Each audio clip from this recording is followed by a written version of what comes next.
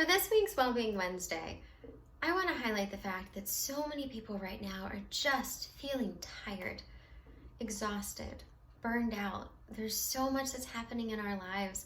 We have struggles, we have goals, we have deadlines, we have all these things to reach. And many times right now, people are feeling like they're biting off more than they can chew.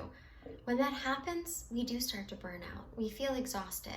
And so the key for this week's Wellbeing Wednesday that I want to highlight is a quote that was said by a graffiti artist and activist out of England, Banksy, that said, "If you get tired, learn to rest, not to quit." I recently had read an article talking about this by Cederburg that also touched on these points. And so many people are addressing the fact that it's so easy when we feel like we have so many struggles and that we have pain to get to that point where it feels overwhelming and to just say, okay, I quit, I give up. But instead, there are ways that we can actually target that to help us to be able to shift our thinking, to see the why of what we're doing, to see the focus of what's still positive. Also just recognizing that many times when things are feeling overwhelming, our mind can fail on us. It can be those times where we have that extreme pain, but when we take that moment to just rest, then we wake up feeling more restored, feeling more hopeful about the future. So instead of just making that instant emotional reaction, taking that time to break, that time to decompress, to then be able to respond in a much more thoughtful way.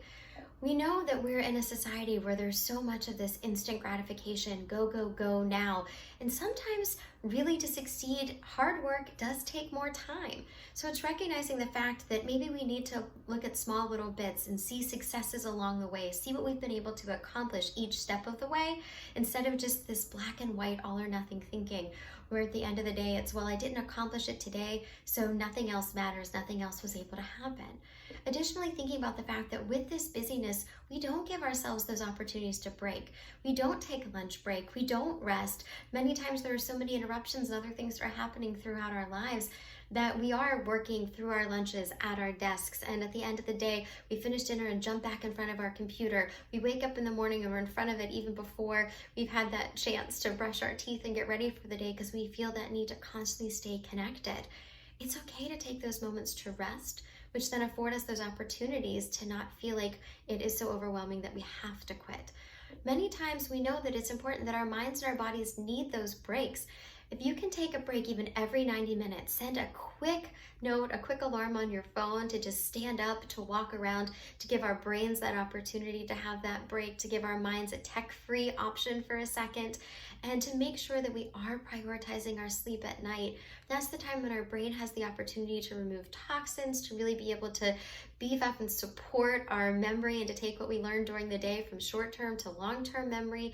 We need to be able to pay attention to our body's fatigue cues. If you feel like you don't have the time to rest, that's the time that you're going to need it the most. So I want to hear from you. What do you do to be able to find those quick moments to rest and decompress? Be well.